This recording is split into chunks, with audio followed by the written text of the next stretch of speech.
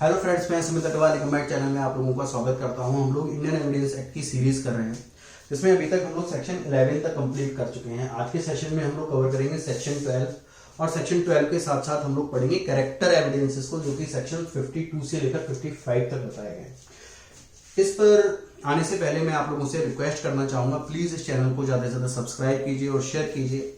और अगर आप लोगों को ये वीडियो पसंद है, आप लोगों को ये कंटेंट अच्छा लगे, तो प्लीज वीडियो को लाइक भी कीजिए। देखिए, अगर आप लोग चैनल को सब्सक्राइब करते हैं, कमेंट करते हैं, अपने वैल्यूएबल सजेशंस बताते हैं, तो एक तो आपका एक्सपीरियंस भी इनरिच होता है, क्योंकि मुझे सजेशंस मिलते हैं इंप्रूवमेंट के लिए। दूसरा, मोटिवेशन भी बढ़ती है नई वीडियोस बनाने के लिए। तो प्लीज आप लोगों के सपोर्ट का मेरे को इंतजार रहेगा। तो अब हम लोग अपने सेशन को आगे बढ़ाते हैं। सबसे पहले हम लोग करेंगे section 12। Section 12 Indian evidence act का क्या कहता है। सेक्शन 12 एप्लीकेबल होता है सिविल सूट्स के ऊपर। ये क्रिमिनल मैटर्स पर एप्लीकेबल नहीं होता है। सेक्शन 12 एप्लीकेबल होता है सिविल सूट्स के ऊपर। देखिए, in civil suits in a court, whenever quantum of damages, the determination of the quantum of damages is required, then any fact which helps the court to determine the quantum of damages is relevant. तो कोई भी fact अगर ऐसा है जो court को help कर रहा है क्वांटम ऑफ डैमेजेस को डिटरमाइन करने में, वो रेलिवेंट हो जाता है सेक्शन 12 के अंदर। और सेक्शन 12 एप्लीकेबल होता है सिर्फ सिविल मैटर्स में।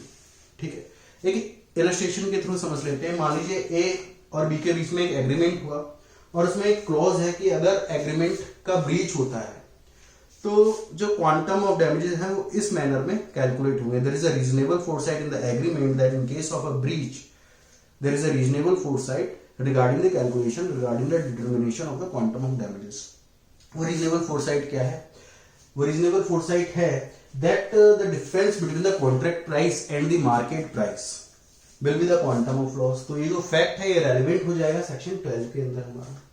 मान लीजिए एक टॉर्ट का एग्जांपल लेते हैं हम। A assaulted B, A ने B पर assault किया, तो यहां पर B की जो रेपुटेशन खराब हुई, वो बी को जो मेंटल और फिजिकल इंजरी हुई, वो बी का जो मेडिकल एक्सपेंडिचर हुआ इस असॉल्ट की वजह से, वो ये सारे के सारे इफेक्ट्स यहाँ पर रेलिवेंट हो गए सेक्शन 12 में, as they are increasing the quantum.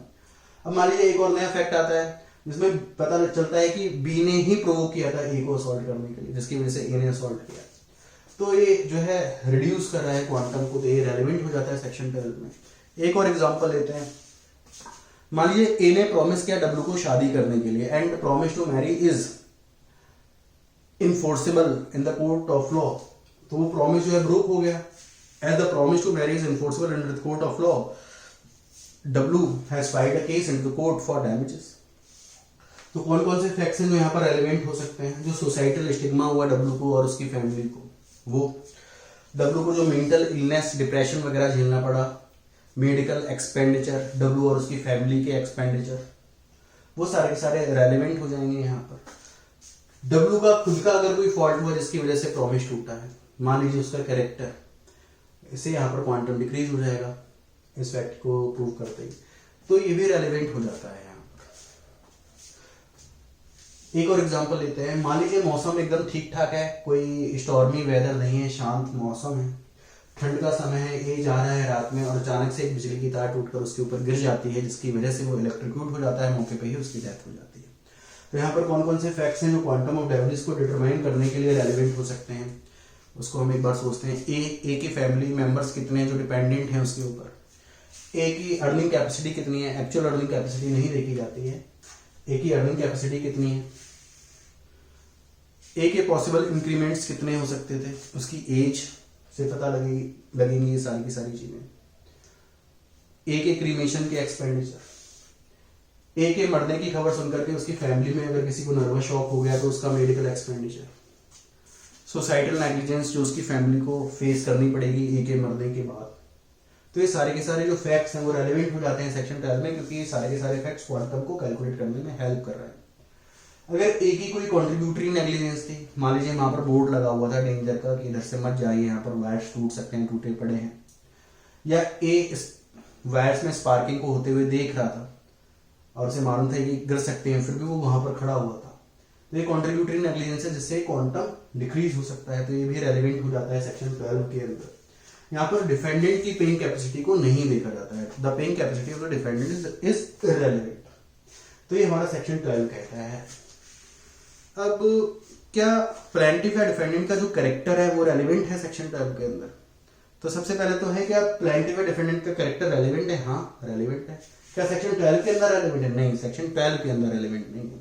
ये रेलिवेंट है आपका सेक्शन 55 में। जो हमने मैरिज वाला एग्जांपल देखा उसमें जो प्लेंटिफ है जिसने क्लेम डाला है कोर्ट में डैमेज के लिए, जो प्लेंटिफ है उसका कैरेक्टर इंपॉर्टेंट है under section 55 as it helps in determining the quantum of the damages. Under section 55 the character of the plaintiff is relevant if it helps the court in determining the quantum of damages। तो plaintiff का character section 55 में तभी relevant है जब वो quantum of damages को determine करने में हेल्प कर रहा है, अदरवाइज नहीं। डिफेंडेंट का कैरेक्टर रेलिवेंट नहीं है सेक्शन 55 में। The character of the defendant is not relevant under section 55 in determining the quantum of damages which is ought to be given to the plaintiff by the defendant। तो section 55 में plaintiff का character जो है वो relevant है, वो भी तब if it is helping in determining the quantum of damages, और जो डिफेंडेंट का कैरेक्टर है वो रेलिवेंट नहीं है। तो डब्ल्यू का कैरेक्टर जो है यहाँ पर रेलिवेंट हो जाता है सेक्शन 55 के अंदर। सेक्शन 52 को अगर हम पढ़ें, इसका पहला पार्ट पढ़ें सेक्शन 52 में, तो सेक्शन 52 में किसी भी पार्टी का कैरेक्टर रेलिवेंट नहीं है, चाहे वो प्लेंटिफ हो चाहे डिफेंडेंट हो। सेक्शन 52 के अंदर किसी भी पार्टी का कैरेक्टर रेलिवेंट नहीं है। सिविल मैटर पे लग रहे हैं ये दोनों सेक्शन 52 भी 55 भी। तो सेक्शन 52 में सिविल मैटर में किसी भी पार्टी का, चाहे वो प्लेंटिफ हो चाहे डिफेंडेंट हो, उसका कैरेक्टर रेलिवेंट नहीं है, इट इज इररेलेवेंट। लेकिन सेक्शन 55 एक स्पेसिफिक प्रोविजन है जो बता रहा है कि प्लेंटिफ का कैरेक्टर रेलिवेंट है अगर ये हेल्प कर रहा है क्वांटम ऑफ डैमेज को डिटरमाइन करने में। तो डिफेंडेंट का कैरेक्टर कहीं भी रेलिवेंट नहीं है, ना सेक्शन 55 में ना कहीं 52 में, किसी भी प्रकार से रेलिवेंट नहीं, चाहे वो हेल्प कर रहा हो क्वांटम ऑफ डैमेजेस को कैलकुलेट करने में, चाहे वो हेल्प ना कर रहा हो। तो डिफेंडेंट का कैरेक्टर जो है वो रेलिवेंट नहीं है कहीं पर भी। तो क्या डिफेंडेंट का कैरेक्टर सेक्शन 12 में रेलिवेंट हो सकता है? The character of the defendant may have been relevant under section 12, may have been covered under section 12, but however the specific sections has been given under the Indian Evidence Act under section 52 and 55, the specific provisions has been made that the character will not be relevant under section 12 of any law। वो character यहीं पे आएगा, तो defendant का character relevant नहीं है कहीं पर भी। ठीक है, अब ये कैरेक्टर क्या है, कैरेक्टर को प्रूव कैसे करेंगे? कैरेक्टर को प्रूव करने के लिए सेक्शन 55 के नीचे एक छोटी सी एक्सप्लेनेशन दे रखी है। सेक्शन 55 के नीचे एक एक्सप्लेनेशन दे रखी है, उस एक्सप्लेनेशन को ध्यान से समझना है क्योंकि ये एक्सप्लेनेशन कई जगह काम आने वाली है। तो उस एक्सप्लेनेशन के मुताबिक एक इंक्लूसिव एक्सप्लेनेशन है, इंक्लूड्स रेपुटेशन एंड डिस्पोजिशन लिखा हुआ है वहां पर। तो कैरेक्टर को हम कैसे प्रूव कर सकते हैं? कैरेक्टर को हम प्रूव कर सकते हैं किसी भी पर्सन के प्रीवियस कंडक्ट से। प्रीवियस कंडक्ट जो कि सेक्शन 8 में हम कर चुके हैं, आप लोग आइडिया लगा सकते हैं। हम कैरेक्टर को कैसे प्रूव कर सकते हैं? सिमिलर अक्रेंसेस से। सिमिलर अक्रेंसेस जो कि सेक्शन 14 और section 15 of Indian evidence act discuss किया गया है। सेक्शन 14 एंड 15 हम आगे करेंगे नेक्स्ट सेशन में। उसके बाद कैसे प्रूव किया जा सकता है किसी पर्सन का कैरेक्टर? उसकी रेपुटेशन या डिस्पोजिशन से। तो रेपुटेशन क्या होती है? रेपुटेशन होती है opinion of the people at large regarding the character of the person. क्या ओपिनियन है मेरी, उस पर्सन की रेपुटेशन कैसी है इस चीज को लेकर के। रेपुटेशन, डिस्पोजिशन, एटीट्यूड और temperament of the concern person regarding the people at large, कि मैं क्या सोचता हूं, कैसे बिहेव करता हूं दूसरों के बारे में, वो डिस्पोजिशन हो गया। तो अगर हम सेक्शन 52 और सेक्शन 55 के एक्सप्लेनेशन को अगर हम जोड़ करके पढ़ेंगे एक साथ, तो हम देखेंगे कि सेक्शन 52 के अंदर हम किसी भी प्रकार के कैरेक्टर को रेलिवेंट नहीं मानते। किसी भी प्रकार के any character of any of the parties is irrelevant. Any of the character का मतलब क्या है? चाहे वो गुड कैरेक्टर हो चाहे वो बैड कैरेक्टर हो। गुड कैरेक्टर क्या है? गुड कैरेक्टर का मतलब है कि it is improbable that he has committed the offence. और बैड कैरेक्टर का मतलब क्या है? It is probable that he has committed the offence. Any person, any of the person, civil matter है। एनी ऑफ द पर्सन का मतलब क्या? Plaintiff या डिफेंडेंट। तो किसी भी पर्सन का किसी भी प्रकार का कैरेक्टर रेलिवेंट नहीं है, सेक्शन 52 का फर्स्ट पार्ट ये कहता है। लेकिन आगे वो ये भी कह रहा है कि अगर अदर फैक्ट्स हैं जो कि रेलिवेंट है अदर सेक्शंस में, जिससे कैरेक्टर मैनिफेस्ट होता है, जैसे कि सेक्शन 8 में प्रीवियस कंडक्ट है, सेक्शन 14 और 15 में सिमिलर अक्रेंसेस है, तो कुछ ऐसे फैक्ट जो अदर सेक्शंस में रेलिवेंट हैं and they are manifesting the character, तो वो रेलिवेंट हो जाते हैं। तो ये एक्सेप्शन है सेक्शन 52 की, manifest from some other fact. ठीक है, तो आप प्रीवियस कंडक्ट सिमिलर अक्रेंसेस से कैरेक्टर को प्रूव कर सकते हो सेक्शन 52 के अंदर, लेकिन आप रेपुटेशन और डिस्पोजिशन से प्रूव नहीं कर सकते कैरेक्टर को। अगर कैरेक्टर इरेलीवेंट है तो वो तभी आप रेपुटेशन और डिस्पोजिशन से तभी प्रूव कर पाएंगे कैरेक्टर को जब वो रेलिवेंट होगा, अदरवाइज आप नहीं कर सकते। अदरवाइज आप सिर्फ सेक्शन 8 और 14-15 के केस में कर सकते हैं। ठीक है, रेपुटेशन क्या है? रेपुटेशन मान लीजिए मैं कहता हूं कि ए बहुत ही अच्छा पर्सन है, बहुत ही ऑनेस्ट पर्सन है, तो मेरी ये ओपिनियन है। तो रेपुटेशन क्या है? Is the opinion of the public at large regarding the character of a person. तो जो ओपिनियन है दैट वो फ्रेम होती है किसी ना किसी इंसिडेंट के ऊपर, किसी पर्टिकुलर इंसिडेंट के ऊपर। तो जब भी कोर्ट में कैरेक्टर को लेकर के एविडेंस देना होगा तो क्या मेरी ओपिनियन ही काफी होगी, या मेरे को उस इंसिडेंट का प्रूफ देना पड़ेगा, उस इंसिडेंट का एविडेंस देना पड़ेगा जिसकी वजह से वो ओपिनियन मेरी फ्रेम हुई है उसके रेपुटेशन के बारे में। तो हमें इंसिडेंट को प्रूव करने की जरूरत नहीं है, केवल मेरी ओपिनियन की ए एक अच्छा बंदा है ये काफी होगा कैरेक्टर का एविडेंस देने के लिए। उसी प्रकार से डिस्पोजिशन है। डिस्पोजिशन क्या होता है? Attitude, temperament of the concern person regarding the people at large. कि ए बहुत ही काइंड हार्टेड पर्सन है, सबसे प्यार से बात करता है, हंस के बात करता है, बहुत ही अच्छे से जवाब देता है। उसका बिहेवियर क्या है टुवर्ड्स द पीपल। तो डिस्पोजिशन के थ्रू हम किसी पर्सन के कैरेक्टर को प्रूव कर सकते हैं यहाँ पर। तो ये सेक्शन 55 की एक्सप्लेनेशन कहती है। अब सेक्शन 55 हो गया, सेक्शन 55 की एक्सप्लेनेशन हो गई, सेक्शन 52 हो गया। सेक्शन 52 की दो एक्सेप्शंस हैं। पहली एक्सेप्शन हमने कर ली, manifest when the character is manifested from some other fact, जो कि सेक्शन 8, 14 और 15 की बात करी। दूसरी एक्सेप्शन है character is fact in issue. जब कैरेक्टर ही फैक्ट इन इशू है तो सेक्शन 52 का बार नहीं लगेगा, क्योंकि सेक्शन 52 का बार लग रहा है रेलिवेंसी के ऊपर, ना कि फैक्ट इन इशू के ऊपर। ऐसे मान लीजिए ए ने सी को कहा कि B has a bad character, B को पता लगी ये बात और बी ने ए के पब्लिकेशन के खिलाफ कोर्ट में केस डाल दिया।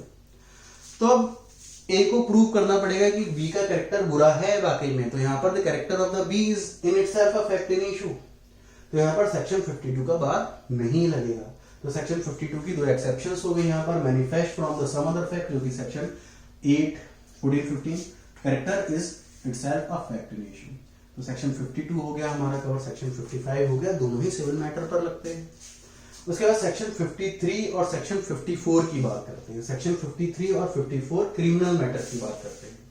सेक्शन 53 कहता है कि अगर कोई क्रिमिनल मैटर है और एक्यूज का गुड कैरेक्टर रेलेवेंट है तो फिर यहां पर। और सेक्शन 54 कहता है कि बैड कैरेक्टर तब तक रेलेवेंट नहीं होगा जब तक गुड कैरेक्टर प्रूव नहीं हो जाएगा।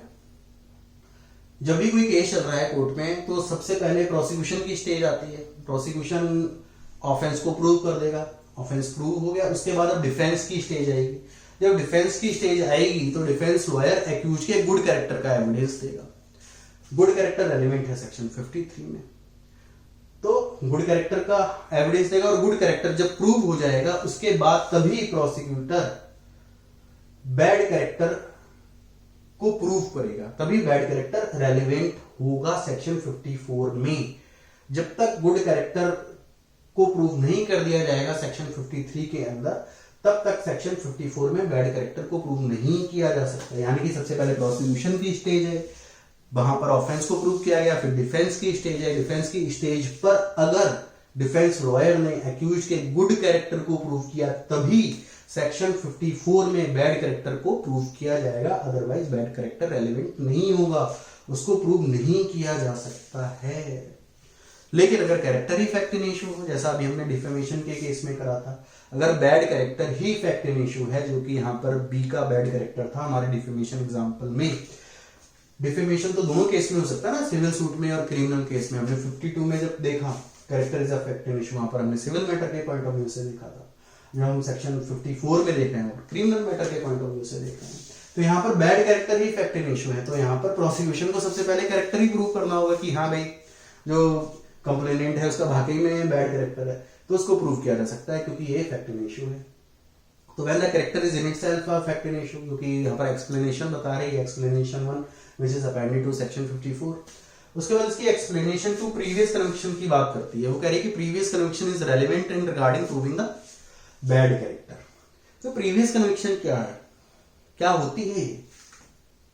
देखिए आईपीसी में सेक्शन 75 कहता है कि अगर किसी एक्यूज ने चैप्टर 12 और चैप्टर 17 से रिलेटेड ऑफेंस किया है और उसको 3 साल या 3 साल से ज्यादा की सजा हुई है और फिर वो दोबारा सेक्शन 12 और 17 से रिलेटेड ऑफेंस करता है, तो उसको सेक्शन 75 के साथ पढ़ा जाएगा और उसको इनहेंस पनिशमेंट दी जाएगी।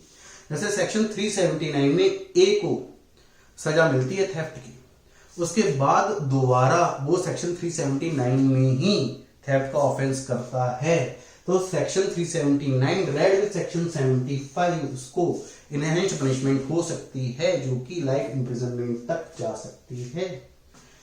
तो previous conviction is a fact in issue my dear friend, previous conviction is a fact in issue. और यहां पर प्रोसिक्यूटर बैड कैरेक्टर को पहले प्रूव कर सकता है क्योंकि यहां पर bad character is a fact in issue, जो प्रीवियस कन्विक्शन की बात आई है। लेकिन अगर ए ने कोई ऐसा ऑफेंस किया है जो चैप्टर 12 या चैप्टर 17 के अंदर नहीं आता, जैसे कि मर्डर, तो प्रीवियस कन्विक्शन यहां पर नहीं काउंट होगी, सेक्शन 75 के साथ नहीं पढ़ा जाएगा।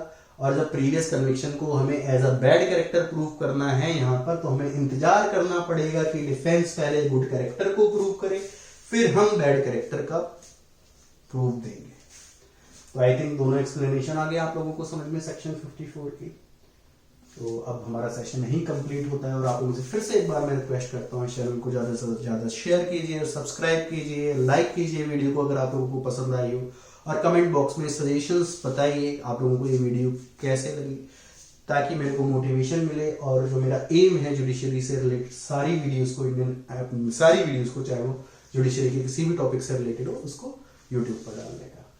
तो अब हम लोग मिलेंगे नेक्स्ट सेशन में, जब हम सेक्शन 13, 14, 15, 16 और से रिलेटेड जो भी प्रोविजंस हैं उनको कवर करेंगे। तब तक के लिए धन्यवाद, थैंक यू।